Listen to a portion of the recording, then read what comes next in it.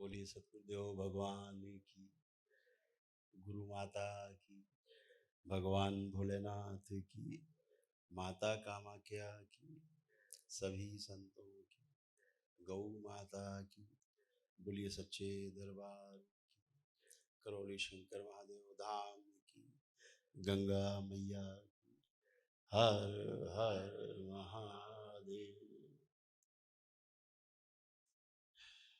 सभी का स्वागत।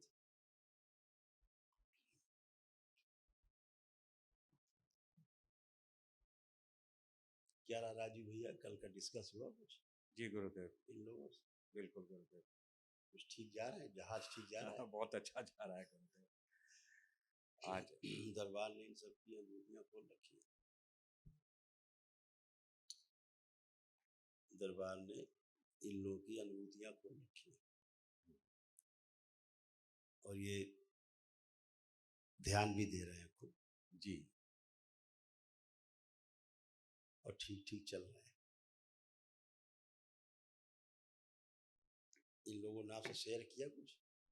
जी गुरुदेव, जो सुबह का डिस्कशन का पॉइंट भी यही था कि कर्म घटना कैसे बने और उसका अभ्यास क्या है। एक सैद्धांतिक रूप से चीज़ों को समझ लेना, जान जाना, फिर उसके क्रियान्वयन में कौन कौन से स्टेप्स मुझे वहाँ उठाने पड़ेंगे जो वहाँ तक पहुँच जाए, यह डिस्कस कर रहे थे। कि जैसे हमें पता है कि कुंडी ऐसे खुलेगी, पूरा कॉन्सेप्ट क्लियर है, लेकिन वहाँ तक पहुँचने के लिए हमें 4 कदम चलने पड़ेंगे। वो कदम क्या होगा और वही अभ्यास हमारा अभ्यास बनेगा। वही उसी चीज़ पर सुबह चर्चा हो रही थी। बात को पकड़ पा रहे हैं जी गुरुदेव। कि कर्म को घटना में कैसे प्रवृत्त किया जाए, क्रिया को घटना में कैसे प्रवृत्त हो, हाँ, ताकि कर्म भोग ना बने, कर्म फल। क्योंकि जो क्रिया है वो काल से बाधित है। बंधी हुई है। कोई भी हम क्रिया करते हैं उस क्रिया की अवधि को काल कहते हैं, तो काल में समाई हुई है। जी तो जो काल के गाल में है हाँ, वो भोग में रहेगा। भोग में रहेगा। बहुत तो काल के गाल से जो बाहर जाएगा हाँ, वो महाकाल को जाएगा। वो महाकाल के पास जाएगा और वो इन कर्म भोग से, बंधन से मुक्त रहेगा, क्योंकि वो घटना है। जी महाकाल एक घटना है, जी महाकाल तक पहुंचना एक घटना है, जी महाकाल को सही सही देख पाना एक घटना है। जी घटना जो है जी वो काल बाधित नहीं है। जी जी गुरुदेव जी। लेकिन गुरुदेव, परिणाम के लिए कुछ क्रियाएं तो करनी ही पड़ेंगी। वो तो ठीक है, बात वही है, क्रिया कर कौन रहा है, यही तो। हाँ, प्रश्न ये है। क्रिया तो करना ही है, जी खाना तो खाना ही है, खाना जी खा कौन रहा है? बिल्कुल, वो सेपरेशन होना चाहिए। सोने तो जा रहा है, सोने कौन जा रहा है? क्योंकि हाँ मैं तो सोता ही नहीं। हाँ बिल्कुल। जो सोता है जो सोता है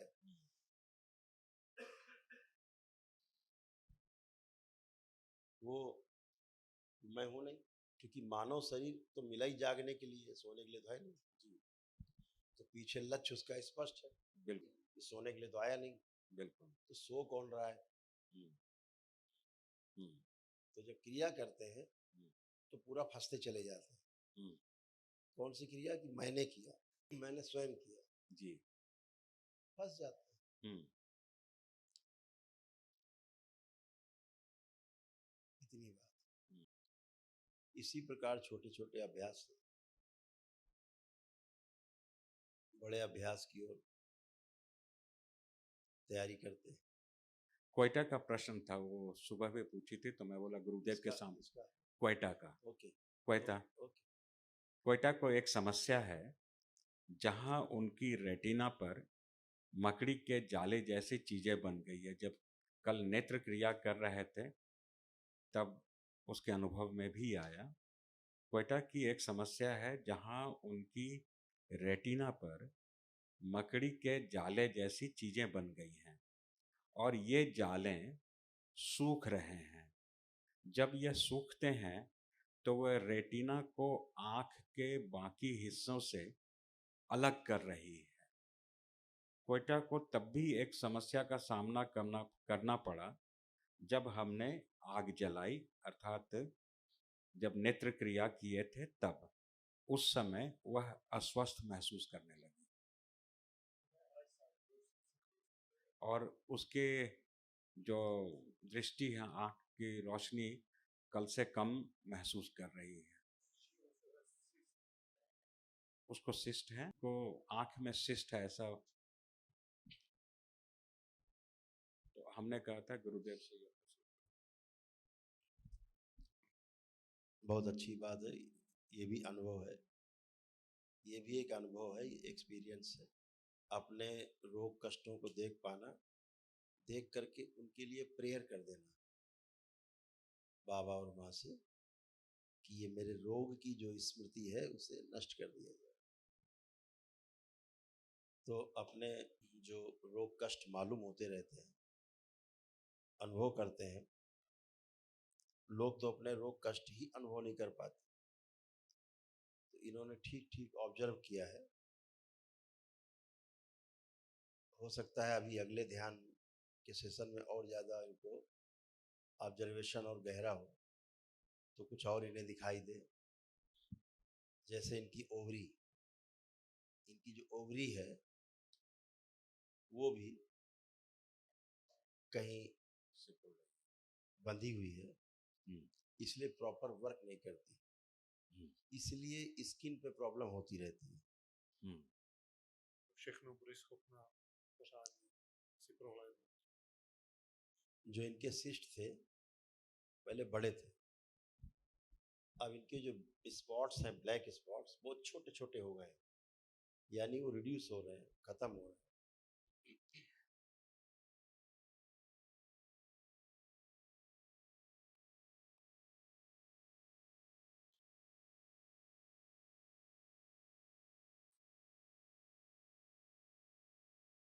ऐसे ये चित्र है सीधे this type. To ní se redukuje.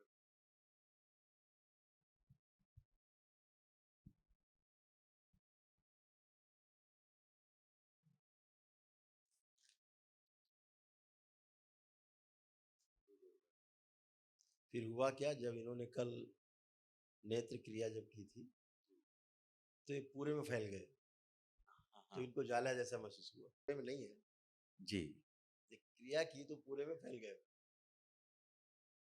अभी जैसे ये तंत्र की शक्ति है कि जब धीरे धीरे 5वें लेवल में पहुंचेंगी तो वो सभी प्रकार के इस प्रकार के रोग इनके स्वतः ही नष्ट हो जाएंगे। पहली बात, आप कैसी हो जाएंगी ये भी दरबार आपको दिखा सकता है।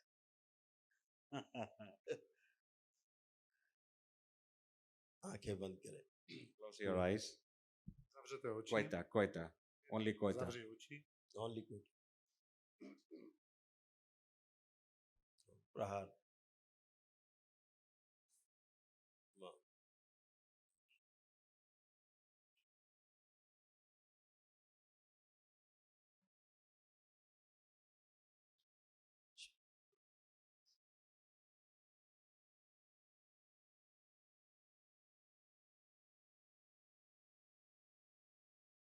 फैला दीजिए,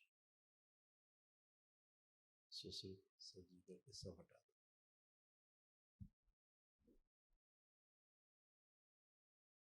प्रहार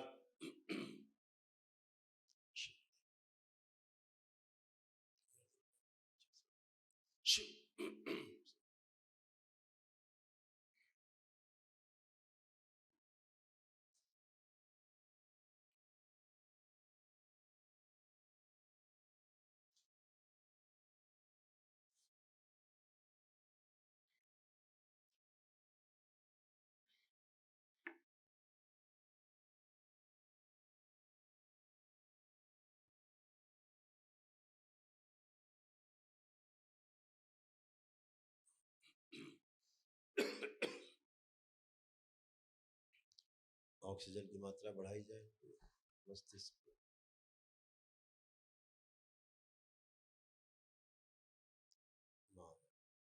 बाहर से 3 times ओम नमः शिवाय।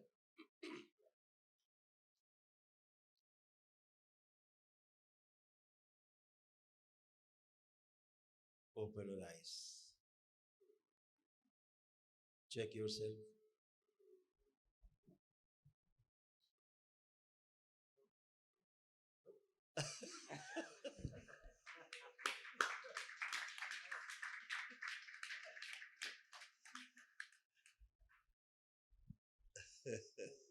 सभी चीज समाप्त हो गया, स्टेप बाय स्टेप उस इधर है।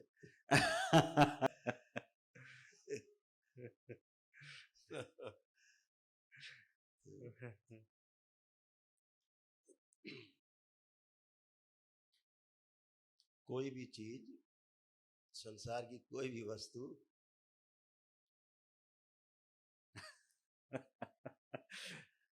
Doctor jot, he is doctor of doctor in Europe. ये यूरोप में डॉक्टर इनके अंदर डॉक्टर बनते हैं। शिव के तंत्र में देश, काल और परिस्थिति बाधा नहीं बन सकती। ओ गुरुदेव, क्या स्टेटमेंट है गुरुदेव।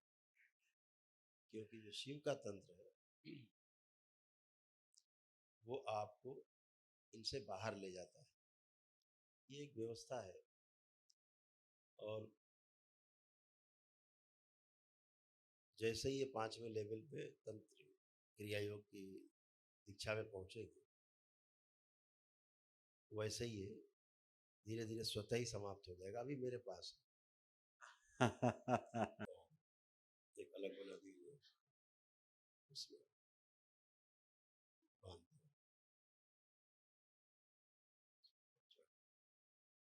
5वें लेवल अपने आप को सब से 3 times ओम नमः शिवाय। देन ओपन योर शिखरात ओम नमः।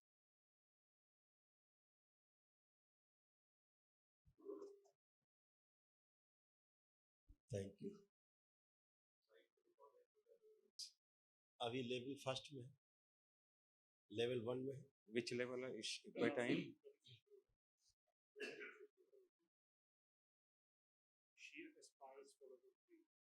अभी 2 में है, तीसरे में जाना चाह रही हूँ इस यात्रा में। जी 3 महीने का टाइम। तो आप अपने ही पुण्य से, अपने ही तप से, इन तमाम इस प्रकार के भोगों से जो शरीरगत है, आपके मानसिक है, आध्यात्मिक है, स्पिरिचुअल है, वो सभी इससे समाप्त होते जाते हैं आपकी साधना से।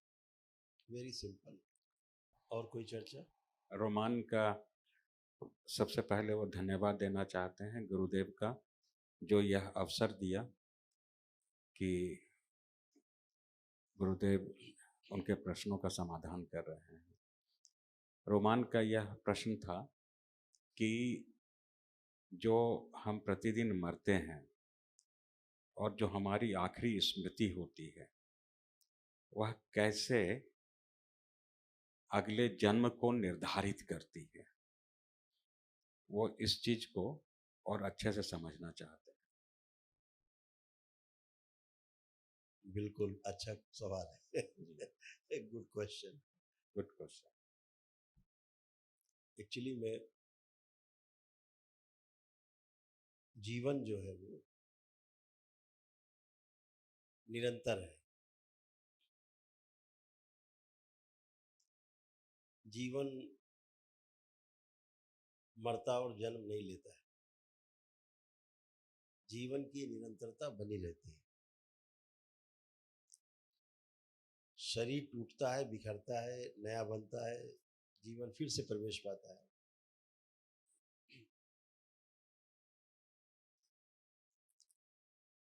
तो उस जीवन की निरंतरता बने रहने के कारण ऐसा होता है। mění tělo. इनका सवाल फिर से दोहरा दे तो चला जाए। जी, इनका सवाल जो था फिर से दोहरा दो। इनका प्रश्न था गुरुदेव कि जीवन जो हम प्रतिदिन अनुभव में आता है और मृत्यु आखिरी इच्छा आखिरी इच्छा जो है वह कैसे अगले जन्म को निर्धारित करती है। कंप्लीट हो गया। जी, सीधा सा यही है कि जो कोई इच्छा अंतिम होती नहीं है। नया शरीर पाने के लिए उस अंतिम इच्छा का प्रकृति सदुपयोग करती है, इतना बात। एक ये नया रिविलेशन है पूरी तरह से क्योंकि कि यस, क्योंकि जी, जीवन तो निरंतर है, जी, उसमें अंतिम कहाँ है? प्रथम है ना अंतिम, ना जी। आदि है ना अंत है। तो जीवन जो है वो निरंतर है, उस निरंतरता के कारण कोई इच्छा अंतिम होती नहीं है। हम समझने के लिए शब्दों में उसे बयान करते हैं। उसको बात करते हैं कि अंतिम इच्छा ही पहली इच्छा बन जाती है और उस अंतिम इच्छा के आधार पर नया जन्म होता है। और इसलिए ऐसा है प्रकृति में ताकि निरंतरता का ब्रेक ना हो और जहां पर आप पहुंच गए थे उसके आगे यात्रा कर सके। जी, और कोई सवाल? डॉक्टर जॉट का प्रश्न था कि उनके सामने बहुत सारे मेडिकल सवाल खड़े हो गए हैं कि जिस रूप से अभी क्वेटा को ट्रीट किया गया और उसके असंभव से होने वाली चीज को तुरंत संभव बना दिया गया, जिसे वो अपने शब्द में मिराकल कह रहे हैं, क्या यह मिराकल समस्त रोगों में होता है या कुछ रोगों में ही सीमित है, या कोई कार्मिक कनेक्शन है जिससे वह होता है, ठीक होता है? डॉक्टर का होने का प्रमाण आपने दिया है कि आप वाकई डॉक्टर हैं। डॉक्टर होना,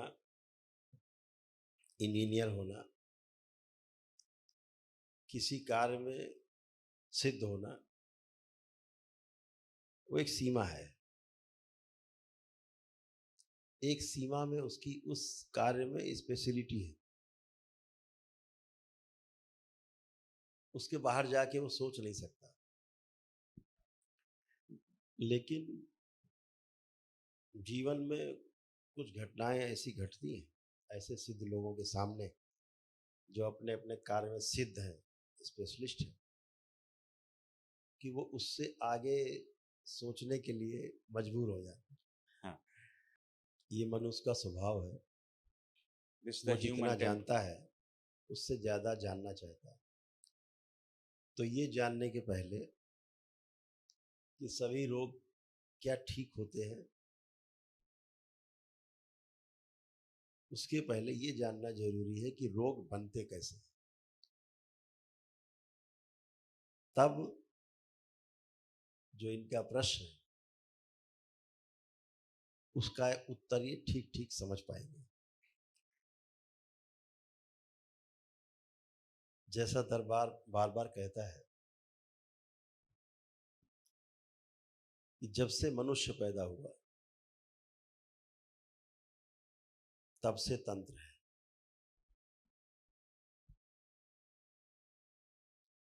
बाकी पुस्तकें, वेद, पुराण, शास्त्र सब बाद में आए हैं।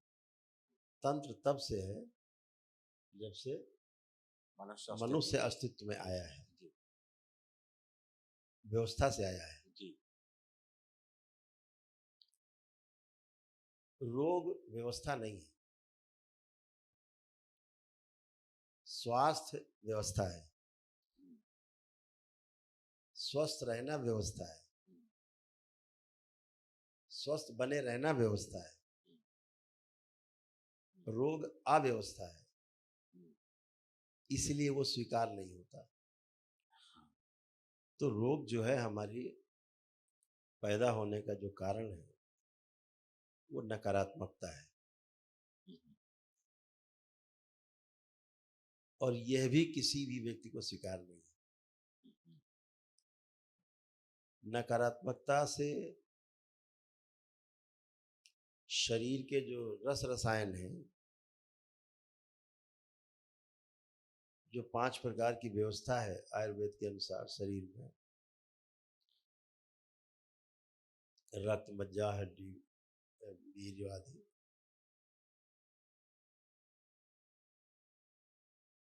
उनमें अव्यवस्था उत्पन्न होती है, इम्बैलेंस आता है,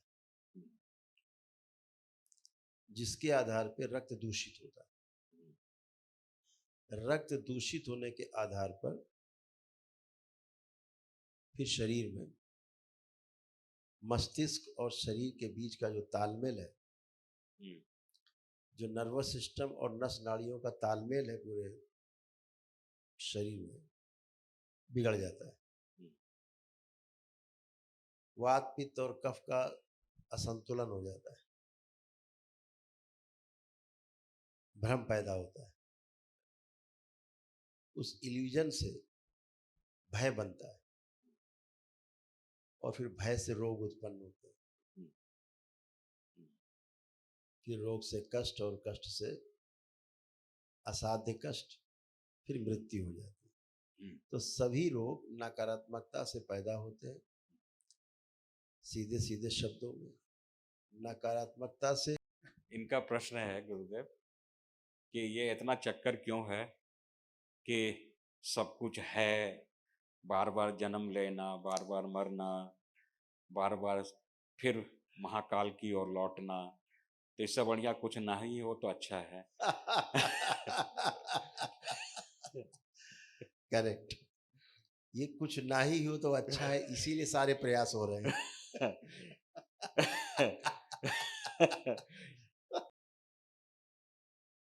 जो नियम बनाने की बात करते हैं, मनुष्य के द्वारा बनाए गए नियम अपने जीने में सरलता कैसे आए, जीना कैसे सरल हो, उसने अपने लिए बनाए। लेकिन वो भी जो नियम हैं ही उनके आधार पर बनाए हैं। प्रकृति के नियम बने बनाए हैं, हमने आपने नहीं बनाए हैं। नियम होते हैं, नियम बनाए जाते नहीं। प्रकृति के नियम हैं ही और वो रहेंगे ही। नदियां बह रही हैं, लगातार बह रही हैं, कहीं कोई मशीन नहीं लगी। जंगल अपने आप बन रहे हैं, कहीं कोई खाद पानी नहीं डाल रहा है।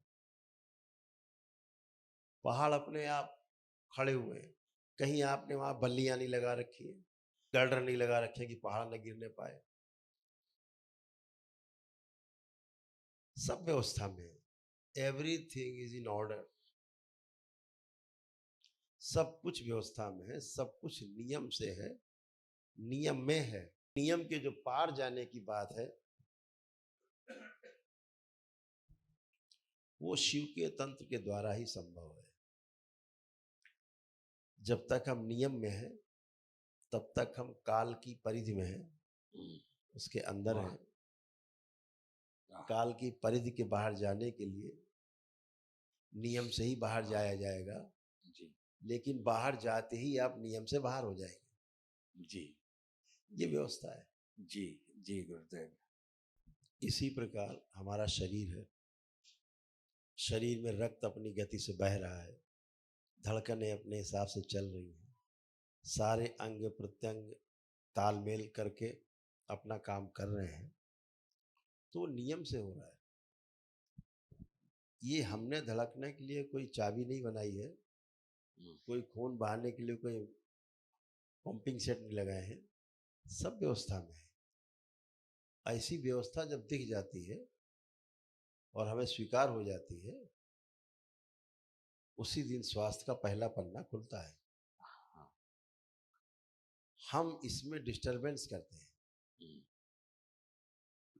पहाड़ काटने हैं, जंगल काटने हैं, नदियां रोकनी है, बांध बनाने हैं, नाना प्रकार से हमें प्रकृति का दोहन करना है, कोयला खोद के निकालना है, तेल बाहर निकाल देना है, जला देना है। ऐसे ही हम शरीर के साथ अपनी दुर्गति करते हैं तो अव्यवस्था उत्पन्न होती है। तो मनुष्य इस प्रकृति में केवल व्यवस्था उत्पन्न करता है, अव्यवस्था उत्पन्न करता है और व्यवस्था को बाधित करता है। लेकिन व्यवस्था तो व्यवस्था है, वो फिर से उस अव्यवस्था को व्यवस्था में बदलने के लिए उसी क्षण से शुरू हो जाती है जिस क्षण से जैसे ही आप अव्यवस्था पैदा करते हैं। जी गुरुदेव। और इसका जो खामियाजा है पूरी मानव जाति के साथ पूरे जीव जगत को उठानी पड़ती है।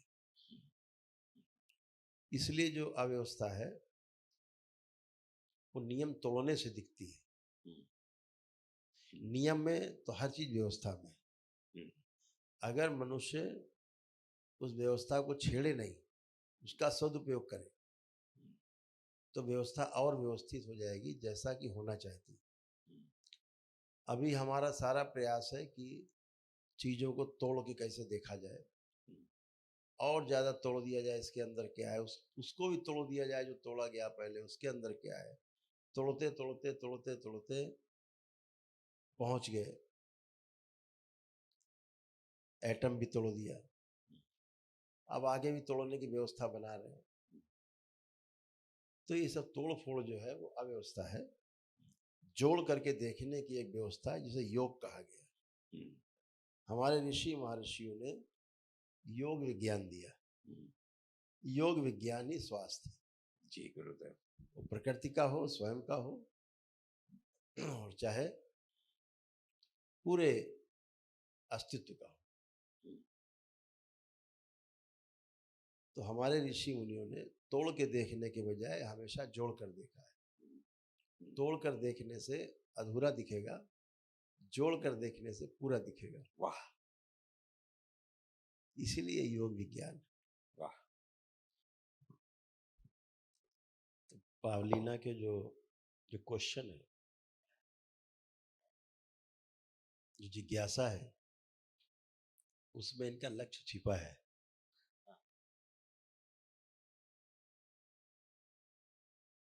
पैदा होने से लेके मरने तक एक ही कपड़ा पहन के नहीं रहा जा सकता।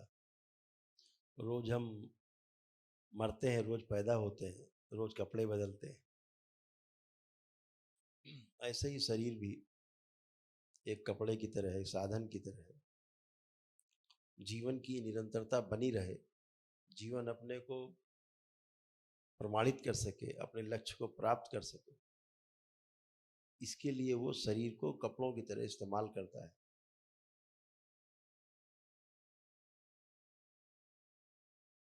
पावलीना के जो क्वेश्चन है वो दिखाता है कि उनके अंदर मोक्ष के लिए तड़पन ज़्यादा है।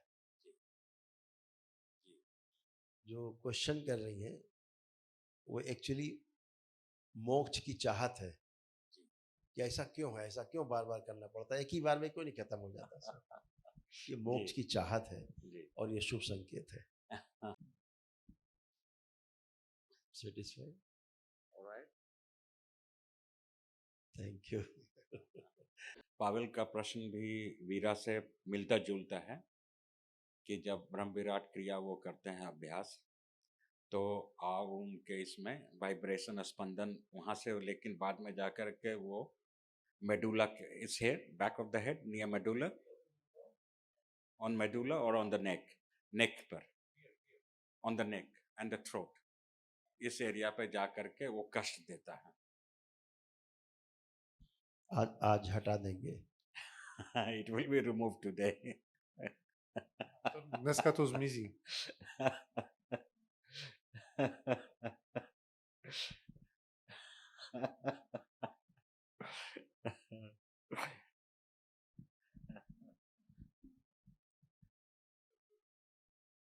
और कोई? जारोसला पूछ रहे हैं कि अगर मर्यादा का उल्लंघन ना हो रहा हो तो क्या हम यह सवाल पूछ सकते हैं कि आपके मस्तिष्क पे जो त्रिभुजाकार आकृति है उसका अर्थ क्या है? हाँ, नहीं, अच्छा है। और आज सुबह ही हमें माँ बता रही थी कि आज तुमसे ये सवाल जरूर होगा। इसलिए हम तैयार होके आए हैं। ये जो बीच में त्रिकोण है, इसे ऐसे समझो कि ये हमारी माँ के होने का प्रतीक है। मस्तक से ऊंचा कुछ होता नहीं, इसलिए माँ को सबसे ऊंचे स्थान पे प्रतीक के रूप में बिठा रखा है।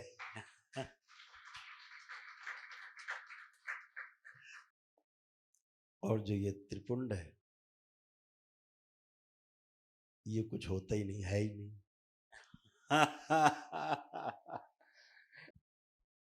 त्रिपुंड की गोद में जो है नहीं वो विद्यमान है।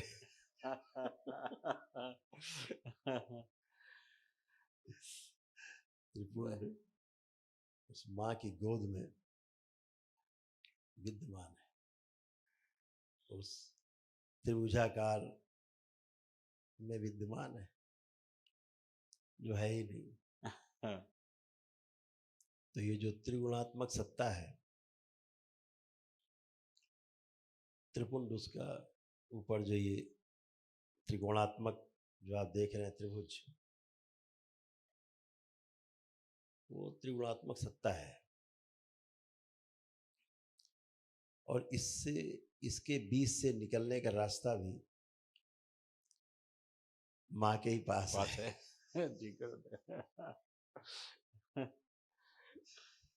यही आपको बीच से निकालने का रास्ता देगी। तो जो है नहीं वहां तक आप पहुंच जाएंगे। कई अर्थ लिए हुए हैं। जैसे माताओं के हमारे भारतवर्ष में बिंदी लगाने की प्रथा है मस्तक पर। जो सुहागिन स्त्रियां हैं वो बिंदी लगाती हैं। तो जब भी पति उनके समक्ष जाए तो उसका जो कामुक और काम वासना वाला जो पार्ट है वो कैसे स्वनियंत्रित हो, इसके लिए जो बिंदु धारण करती हैं महिलाएं अपने मस्तक में, तो पुरुष को ये बार बार ध्यान आए कि हमको यहाँ पर अपने विजय प्राप्त करनी है। हमारा लक्ष्य ये है। जो सामने बिंदी दिख रही है वो उस ओर उसका ध्यान जाए, क्योंकि शिव ही काम वासना को संयमित कर सकते हैं जी।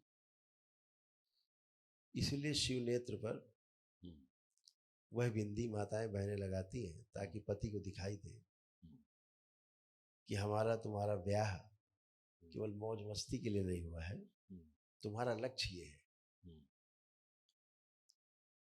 तो बहुत ही अर्थपूर्ण है ये बात कि महिलाएं अपने पति को उनका जो लक्ष्य है याद दिलाते वो अपने मस्तक पे धारण करके घूमती है श्रृंगार के रूप में। तो व्यक्ति कामुकता से भी संयमित रहता है जी, क्योंकि उसका लक्ष्य बार बार दिखता है सामने। जैसे ही पत्नी का चेहरा देखता है तो बिंदी दिखती है। बिंदी मतलब बिंदु मतलब अपना आज्ञा चक्र जी। मतलब अभी हम इस आज्ञा चक्र अर्थात अभी हम इसके गुलाम हैं मन के। और यहाँ पर जैसे ही हम पहुंचेंगे लक्ष्य पर अपने, तो ये मन आपका गुलाम हो जाएगा जी। तो बहुत अर्थपूर्ण लिए हुए ये मस्तक पर चिन्ह होते हैं जो लोग रखते हैं, उनके पीछे बहुत अर्थ छिपे होते हैं। तो अलग अलग परंपराओं में अलग अलग ढंग से लोगों ने मस्तक पर अपने प्रतीक चिन्ह अंकित किए। तो ऐसा मस्तक पे जल्दी किसी ने देखा नहीं होगा। तो अब ये जो है व्यवस्था उसके अनुसार है कि हमेशा ध्यान रहे कि जो त्रिगुणात्मक सत्ता है हमें इन तीनों से बाहर जाना है। केवल रजोगुण और तमोगुण से ही नहीं, हमको सतोगुण से भी बाहर जाना है। बिल्कुल। एक भी गुण इसमें रह गया तो दोबारा से जन्म होगा हम्म, और मृत्यु लोक से पार नहीं हो सकते। हम्म, तीनों से पार जाने के पश्चात ही 84 लाख योनियों के जन्म मरण के बंधन से मुक्ति मिलती है। तब जो है नहीं, जो उसके पीछे त्रिपुंड है, जो है नहीं, वहां आदमी समाहित होता है। ये इसका अर्थ है। और ये महत्वपूर्ण है कि ये इसलिए धारण है ताकि आपका ध्यान आकर्षण इस ओर बना रहे, क्योंकि यही मोक्ष का मार्ग है, यही मोक्ष का रास्ता है, यही विधि है। इसे दृष्टा भाव से बार बार अंदर अभ्यास करते रहना है कि हमें यहाँ पहुँचना है, यही रास्ता है। और उस रास्ते को भूले नहीं, उसके लिए सदैव प्रयासरत रहें, अभ्यासरत रहें, ताकि लक्ष्य को प्राप्त हो सके। इसलिए ये मस्तक पर धारण करते हैं, ताकि आपको बार बार ध्यान आता रहे। हरि हर।